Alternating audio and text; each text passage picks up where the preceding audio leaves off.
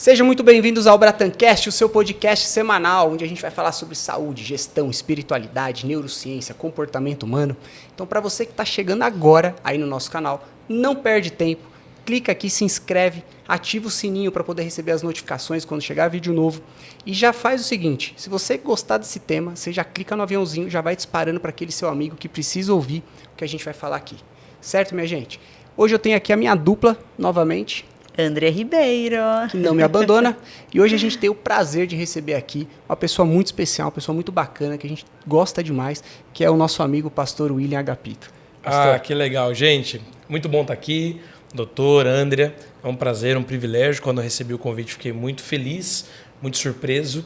E eu tenho certo que será um tempo maravilhoso em nome de Jesus. Quero agradecer seu tempo, que eu sei que é corrido, né? Exatamente. O senhor, né, se desdobra aí para poder atender várias agendas, então queria também agradecer muito o tempo do senhor aqui com a gente. É um prazer. E hoje o tema, gente, a gente vai falar de uma coisa que nos últimos anos a gente vem percebendo, né? O que acontece? As pessoas vão se desconectando cada vez mais da essência do Natal, né, pastor? Uhum. E a gente queria bater um bate-papo sobre isso, né? Para as pessoas entenderem qual que é a essência real do Natal e o que o senhor acha, por que está ocorrendo essa desconexão?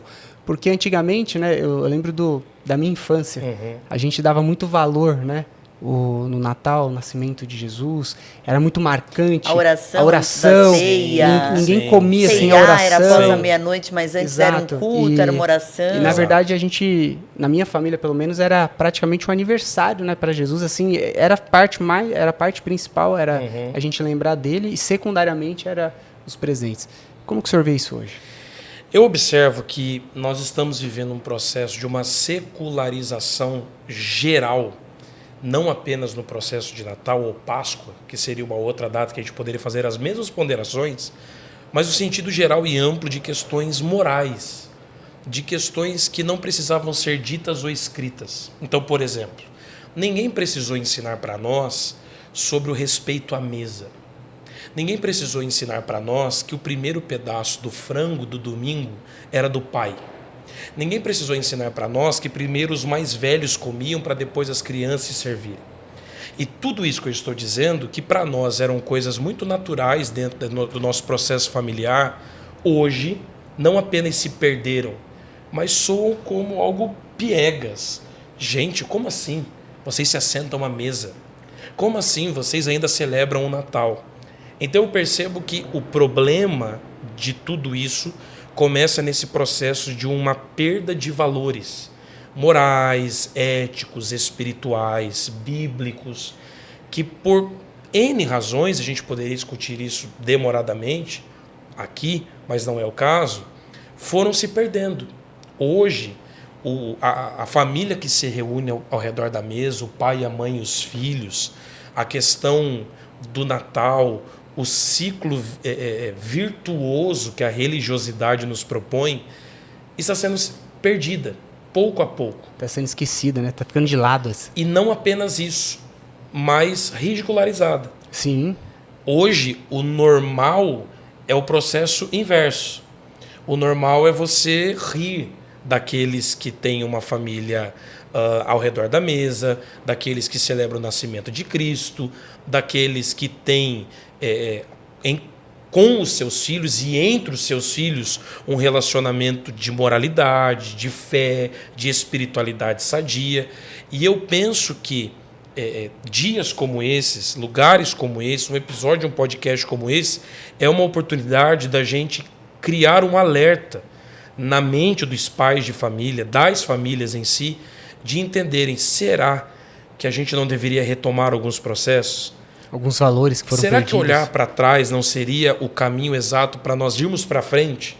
Porque isso é algo que a gente vem discutindo há algum tempo em algumas mesas muito especiais, que o lugar para onde a gente tanto quer ir talvez esteja muito perto do lugar que a gente saiu. Que o segredo para que a gente chegue onde a gente tanto quer chegar está em voltarmos os nossos olhos para de onde Deus nos tirou. E eu penso que é mais ou menos por aí. Os valores estão se invertendo, né? Exato. A gente fala hoje, né, que sentar ao redor da mesa, uma oração, sim, né, frequentar uma igreja, ter bons princípios, é o que o senhor falou, é piegas, né? Nossa, como assim? né? Nossa, você vai na igreja, nossa, você fala de Deus, Exato, né? exato. E quando entra no tema, você fala de Deus, meu Deus, então, pelo amor de Deus, tem gente que fala assim, não, você acredita? Eu falo assim, ó, com tudo que eu estudo do ponto de vista fisiológico, eu falo ciência, tá? Uhum. É impossível a gente acreditar que ele não exista. Exato. É simplesmente impossível, né? A gente entender como um corpo humano funciona e a gente falar que isso aqui é obra do acaso. Né? Esse acaso tem nome, chama Deus. Né? Então, quando alguém fala assim pra mim, você acha mesmo que Deus existe? Eu falo, olha, eu consigo te provar cientificamente. Se você não acreditar só pela lógica da fisiologia, que já é linda e maravilhosa, eu te provo com estudos hoje que são feitos, pouco divulgados, mas estão feitos, estão publicados, estão lançados, que provam que realmente o nosso corpo responde a Deus. Exato. Então, assim, não tem como a gente dissociar isso. Né? E os valores lá de trás, eu acredito muito que a gente tem que resgatá-los. Exato. Né? Em casa, por exemplo, a nossa refeição é sempre na mesa. Fantástico. E só levanta quando todo mundo terminar. Sim. Não existe, Sim. né? Tanto que os pequenos, né? O Joaquim, o Bento é mais difícil, mas a gente volta. Né? Exato. Então o Joaquim come com o pé, já fala, opa, bota o pé pra dentro. É a minha Luísa. A minha Luísa é assim. Sem pressa, vai Sim, comer na mesa. sim, sim. Né? E quando pede para fazer oração, mas eu não sei. Não, você vai falar do seu jeito. A gente tem que resgatar isso. E o bacana é que quando a gente começa a resgatar isso, a gente começa a formar para eles uma referência. Exato. Então, por exemplo, hoje eles percebem o quê? Eu carrego as coisas do carro, as malas, tudo, não deixo o André carregar. Sim. Eu abro a porta do carro para ela. Então, por exemplo, o Bento, quando a André operou, ele foi lá e ele segurou, deu a mão para ela e segurou o dreno. Quando ele vê a André com a sacola na mão, ele pega. Sim. Ele tem 2 anos. Sim. O pessoal fala, você ensina? Não, ele vê. Referência. É referência. Exato. E isso é tão sério, porque assim, eu me lembro de questões, de novo, não ditas, não ensinadas. Papai não sentou comigo e disse assim, olha, vai ser feito dessa forma. Eu simplesmente fui compreendendo que dessa forma funcionava, que era dessa forma que a casa era regida. E hoje eu olho para as meninas, eu tenho gêmeas que estão com 6 anos, vão para 7 agora em dezembro, e a Maitê que está com 2 anos. E a gente percebe esse desafio de voltar em um lugar que para nós já foi normal e que para essa geração não é. Definitivamente não é. O primeiro elemento que se perde dentro de uma casa em plena evolução, eu estou falando de questões financeiras, de questões empresariais, é a mesa. O primeiro elemento que se perde dentro de uma casa é a comunhão da mesa. Cada um come no horário, cada um come quando dá, as crianças comem com a babá, todo mundo com o celular na mão, cada um num quarto, com o tablet, com as suas televisões, com os seus computadores. E eu entendo que há um clamor de Deus a nós, de nós voltarmos para a mesa. E eu não estou falando sobre a mesa em si apenas. Eu também estou falando da mesa em si, mas de tudo que envolve a mesa. O que ela representa, né? Exato. É a conversa, né? É ali onde a união surge. Exato. É ali que o filho se torna íntimo dos pais. Exatamente. É ali que a oração inicia, o agradecimento, né? Eu falo que a comida é uma bênção. Sempre foi, né? A gente, como o Daniel disse, nós temos o costume de comer e de ali, né, conversar por minutos, às vezes por horas. Domingo retrasado, nós estávamos ali com a mãe dele, com as crianças. Claro que o Joaquim e o Bento levantaram, foram brincar, mas a Bela, que é a mais velha, ficou ali por horas conversando sobre a Bíblia. Uau. Uma criança de 12 anos, ela ainda é uma criança.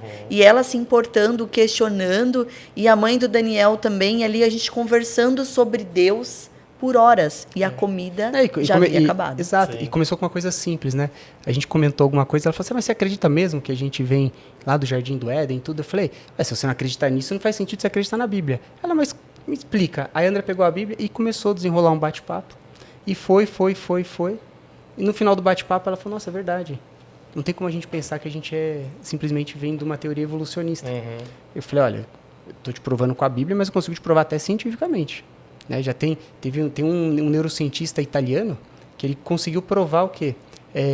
Que a nossa mente, ela espelha o que o outro sente. Então, por exemplo, se eu chegar para o senhor e falar assim, pastor, o senhor não sabe, minha mãe foi atropelada, perdeu as 2 pernas.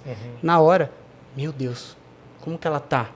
Porque basicamente o senhor se coloca no meu lugar e sente, né, a dor do que foi esse acidente. E aí o que ele mostrou? Que na verdade isso não é voluntário de você se colocar no meu lugar. Os seus neurônios se espelham com o meu, então cria uma conexão Uau. E aí você consegue entender o que eu senti. Sim. E essa conexão é mútua entre os seres humanos. E do ponto de vista de evolução, se a gente fosse pensar, nós somos seres evoluídos, né? Viemos lá do macaco, enfim. Numa teoria evolucionista, você ter empatia te atrapalharia. Porque ganha o melhor, ganha o mais adaptado. Obviamente, quando alguém se machuca, alguém cai, é vantajoso para o outro. Então, do ponto de vista de evolução, ter os neurônios espelhos seria contramão da evolução. Sim. Então, por isso ele conseguiu mostrar, nós não somos seres evoluídos, nós fomos criados. Uau, entendeu? fantástico. Então, cientificamente, isso está provado. Para quem sobrou um mínimo de dúvida, sim, a resposta fica aí. Fantástico. E no Natal, pastor, na sua casa, você tem esse costume de lembrar o nascimento de Cristo? Você sabe, André, que o Natal ele é especialmente significativo para minha casa. E eu vi algumas postagens de vocês que vocês amam o Natal, a decoração de Natal e tal. E a gente se vê muito nisso, porque eu sou filho de missionários. Então, para nós, em especial na minha infância, quase adolescência, o Natal para nós sempre foi um motivo de expectar o que nós poderíamos ter. Então, nós nunca tivemos muito, mas o pouco que tínhamos, nós celebrávamos ao redor da mesa o nascimento de Cristo. E papai sempre se esforçou nesse sentido de fazer a gente entender que, apesar das faltas no momento, das ausências de momento, aquele dia tinha de ser especial. Aquele dia tinha de ser marcante. Então, minha família vai assistir isso, meus cunhados vão assistir isso, minha sogra vai assistir isso, e é uma piada interna da família. Por quê? Natal, para mim, há muitos anos, é uma mesa muito comprida, com muita comida, com muita coisa. Porque o velho William, o menino William, isso é psicossomaticamente explicado, grita nessa hora, né? Com certeza. Tudo que ele não tinha, agora, eu quero ter, e não só isso, quero proporcionar para aqueles que estão à minha volta. Então, eu me lembro na noite de Natal de 96, então eu tinha 4 anos de idade, nós estávamos na igreja, papai e mamãe eram os zeladores da igreja que nós morávamos e papai era um dos pastores, e as famílias iam saindo e entre elas conversando assim, então pode ser na minha casa hoje, a gente amanhã vai e tal, assim, se convidando, e a gente ali, ninguém nos convidou, e eu falei pro pai assim, a gente não vai ter a nossa ceia de Natal? E mano, a gente não tinha nada, nada. Aí minha mãe fez um arroz branco, o meu pai não tinha dinheiro algum, para não dizer que ele não tinha dinheiro, ele tinha R$5 na carteira, e eu falei, pai, eu queria um frango assado de padaria. E meu pai desceu a Avenida Coração de Jesus, lá em Piedade, no interior, cidade onde eu nasci, eu já nasci piedoso, e aí ele desce, e ele diz que ele desce procurando dinheiro como nunca, porque R$5 não dava para comprar um frango assado. Não dava à época e hoje muito menos. E quando ele chega, noite de Natal, dia 24, tinha um último frango assado, que ninguém levou, que era praticamente só osso, tudo esturricado de tanto virado naquela máquina. O dono do lugar conhecia meu pai há muitos anos e disse assim, R$7. Ele falou, tenho 5. Leva, é o último mesmo. Então tinha um frango pequenininho, só osso, uma farofinha que vinha junto, um arroz branco. E aí eu, 4 anos, disse para o meu pai, eu quero vinho, porque ceia de Natal tem vinho. Ele vai na despensa da igreja e tinha suco de uva para ceia. Ele falou, depois eu me resolvo com o pastor. Então, de novo, um arroz branco, uma farofa que vinha com um galeto, bem pequenininho, só osso, e o suco de uva emprestado da igreja. E ele falou, dá graças. Eu tinha 4 anos. Eu fecho os meus olhos e falo assim, Senhor, eu te dou graças por essa linda ceia de Natal que o Senhor está nos dando. Olha só. Quando eu abro os olhos, meus pais estão chorando. Eu não entendo. Hoje sim, mas eu não entendo. Comi, fui dormir feliz da vida. Dia 25, dia amanhece, alguém toca a campainha da igreja. Era uma das famílias mais prósperas da nossa igreja. Eles tinham marcado uma ceia de Natal gigantesca. Por N razões, os convidados não foram. Muito pouca gente foi. E eu lembro dos números. Nós tínhamos 7 tipos de carne. Olha. 13 sobremesas diferentes. Doces dos mais variados tipos. Gelatina de tudo que é jeito. E eles nos trouxeram no almoço de Natal dizendo, olha, vocês aceitam Então a ceia de Natal que eu havia agradecido na noite anterior veio na manhã seguinte. E isso definitivamente marcou o que era Natal para mim. Natal para minha casa sempre foi provisão, confiança, entender que o aniversariante é ele, mas o presenteado somos nós. E isso marcou a nossa casa a tal ponto que aí se explica, e eu comecei por isso e volto a isso, o porquê da mesa gigantesca. A mesa gigantesca que eu proporciono para minha família toda noite de Natal há muitos anos é eu dizendo para aquele menino de 4 anos, sabe a ceia de Natal que você agradeceu? Hoje nós temos. Hoje nós temos. Todos os anos. E é claro que a gente está aqui citando um fato, mas eu poderia citar vários outros. Hoje o que eu ensino para as minhas filhas, Tatiana e eu ensinamos para Laura, Luiz e Maitê, é compreender a importância de que Natal não é apenas um motivo de presentear. E também é. Eu amo presentear. E amo ser presenteado. Não é apenas motivo de decorarmos a casa, isso também é fantástico, tudo fica tão lindo, iluminado, colorido, lindo. Mas é nós olharmos para o centro da mesa. E se no centro da mesa estiver Jesus, a gente vai compreender o quão grato nós devemos ser. É fantástico. E isso que o senhor falou é fantástico. Porque Natal é provisão. Porque ele veio para isso. Perfeitamente. Ele veio para provisionar a nossa vida até hoje. Né? Hoje, quando a gente olha as coisas que estão acontecendo, a gente fala assim, a gente só está aqui por ele. Exato. Porque por tudo que ele fez. Então, nada mais justo que nessa data a gente lembrar dele 100%. Ele é a nossa provisão até hoje, é o nosso fôlego até hoje. Nos piores momentos da nossa vida, ele nos carrega no colo. Como que a gente não vai, nessa noite, que é o aniversário dele, colocar ele no centro de tudo, né? E exaltá-lo, né? Com tamanha honra que ele merece. Né? Então, assim, às vezes as crianças em casa, né? Ano passado a gente gravou um podcast de Natal, e aí a gente fala assim, a gente não vai combinar nada com eles. E aí a André fez uma pergunta assim, o que é Natal para vocês? E a gente ficou quieto, na esperança mesmo deles responderem, presente e tudo mais. E aí surpreendeu a nós, porque a Bela, né, ela é mais espalhafatosa, ela, não, Natal é o nascimento de Jesus. Natal é a comemoração dele. Né? Então, assim, a primeira coisa que ela falou foi sobre Jesus. Fantástico. Então, a gente olhou e falou assim, missão cumprida. É isso. Porque, assim, exato. Ela entendeu a lição. Né? E secundariamente, aí depois ela falou assim, e também tem os presentes. E o que marcou para mim foi, e também, ou seja, isso é secundário, o principal é ele. Exato, né? exato. E é o que a gente tenta passar, essa mensagem. O astro da noite é ele. A gente não pode deixar de colocá-lo no centro e exaltá-lo com toda a glória que ele merece. Porque é só muito amor, né, pastor? Assim, para passar tudo que ele passou. Mas o senhor sabe, doutor, que talvez nós como pais tenhamos esse maior desafio da nossa vida. É na Páscoa entender que não é o coelho.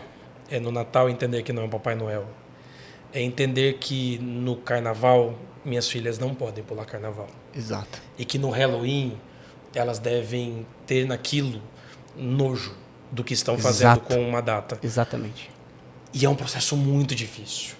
Porque a escola, a televisão, a internet vai fazer o tempo todo com que eles, nossos filhos, ouçam, vejam, aprendam, entendam o processo contrário do que a gente está tentando ensinar. Exato. E é por isso que a casa é o refúgio para eles. Exato. Esse ambiente que a gente vai despoluí-los. Porque eles vão ser poluídos. E não dá para a gente criar uma falsa percepção de que nós iremos proteger os nossos filhos debaixo das nossas asinhas. Para, gente. O mundo está aí. As coisas estão aí. Fugirão do nosso controle vez ou outra. Só que quando eles voltam para casa, nós temos que estar muito cientes desse processo de despoluição. E tudo bem gostar da figura do Papai Noel. Tudo bem falar sobre o coelhinho. Não vejo problema nenhum nisso. O problema é essa inversão. Que vez ou outra, e é engraçado, né? Como sempre o processo é de retirada do Cristo ou do cristianismo do centro. Exato. Sempre. Sempre. É na celebração do Natal, é na Páscoa, é na substituição da reforma protestante por um Halloween e assim sucessivamente. Por quê? Gente, a gente não pode deixar que eles achem que Cristo está no centro. E está. E está. Queiram eles ou não, está. Exato. Independentemente do que tentem dizer por aí, está.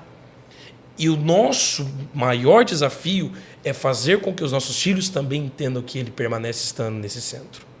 Isso é fantástico. É exatamente isso que o senhor falou. Ele, querendo ou não, é o lugar dele. Ele tá ali, gente. E ninguém vai tirar. Pronto. Né? Uma coisa interessante é que eu li um livro recentemente sobre a mesa, a importância da mesa. E em vários momentos, Jesus está ensinando aonde? Ali ao redor de uma mesa. Sim. Comendo ou não. Exato. Então, na Bíblia começam os ensinamentos. Exato. Como você falou, né?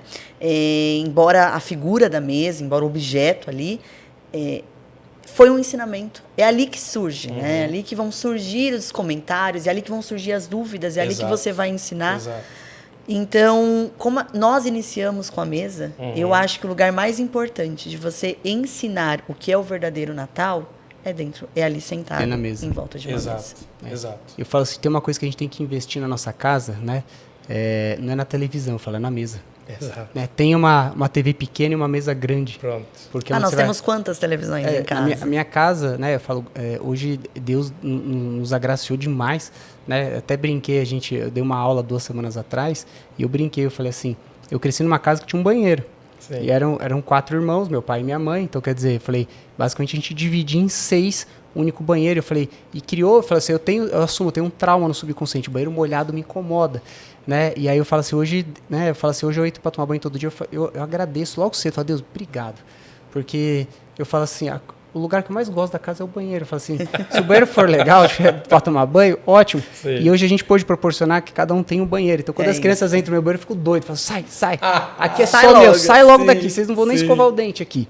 E aí, a nossa casa hoje, cada um tem o seu quartinho, mas só tem uma TV. Uau. Só na sala. Sim. E aí, você fala assim, às vezes as crianças, o que a gente vai assistir? Algo que todo mundo possa, que vá da minha idade até a idade do Bento. Pronto. E então, mesa, temos 2. Em mesa a gente tem 2. Né? Uma maior e uma menor. E uma menor. Sim. É o tempo onde a gente passa. Exato. A maior parte do tempo em casa, a gente está na mesa. Até quando a gente chega tarde, a gente vai jantar todo mundo na mesa, ficamos na mesa e da mesa pro quarto. Então eu falo assim, investe na mesa. A televisão pode ser pequenininha, não tem problema. Né? Não vai fazer diferença nenhuma. Não vai estar perdendo nada se não tiver televisão. Né? E isso é tão lindo porque, assim, Cristo vem para ensinar tudo em 3 anos. E quando ele ressuscita, 2 dos seus discípulos parecem não ter entendido as coisas. São os caras que estão indo para Emaús. Eles estão indo para Emaús no dia da ressurreição de Cristo, que disse, eu vou ressuscitar no 3º dia. Aí, para explicar-lhes o que eles não tinham entendido, Jesus monta um culto? Não.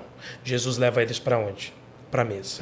Então, existem processos que só serão revelados ao redor da mesa.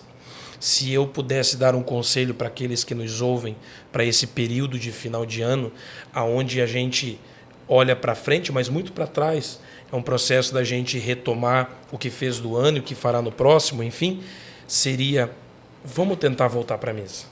Vamos tentar trazer as nossas famílias ao redor da mesa.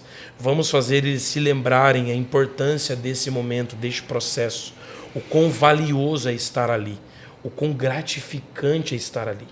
Existem milhões e milhões de pessoas que não têm uma mesa, que não têm o pão da mesa, que não têm uma família para estar ao redor da mesa. Se nós temos, se você tem, essa é a razão que nós podemos ser gratos. Talvez existem N razões para que nós reclamemos. Eu estou dizendo que talvez exista, muito provavelmente exista. E talvez quem está me ouvindo diz assim, você não conhece da minha vida e você não tem noção quanto que eu posso reclamar. Talvez você possa realmente, mas uma razão você pode ser grato, é ter uma família que pode estar ao redor da mesa e nessa mesa ter pão sobre ela. E por fim, eu acredito, e nós fazemos isso na nossa casa também, é aproveitar este tempo natalino para estender o pão da nossa mesa a quem não tem pão. Então, não é raro que a gente saia, se não na noite de Natal, mas ou no dia de Natal, no dia que antecede a noite de Natal, pela rua. Nós moramos numa cidade muito pequena, então isso é mais fácil, e a gente distribua isso a alguém. Faça com que alguém tenha o que Deus já nos deu e ainda não chegou a estes, mas que eles precisam ter também. E talvez essa seja a melhor forma de nós ensinarmos a nossa família, os nossos filhos, o verdadeiro sentido do Natal. Muito bom. Maravilhoso. Nossa, pastor, ficaria aqui horas. Com certeza. Horas. Foi fantástico, assim. Cada vez que a gente tem essa oportunidade, a gente aprende muito.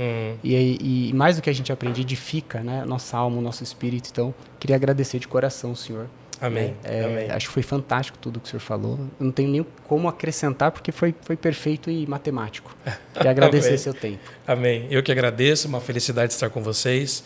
E sempre que preciso, me chamem que eu volto. Com certeza. Já aprendi o endereço, estarei aqui com certeza. Gente, para você que ouviu aí o nosso podcast, gostou desse episódio, manda pro seu amigo. Né? Manda para aquele seu amigo que gosta de comer na frente da televisão, que cada um come num cômodo da casa. Mostra para ele qual a importância da gente sentar na mesa. Clica aí no aviãozinho e já dispara para ele. Conscientiza, faz sua parte e manda para ele.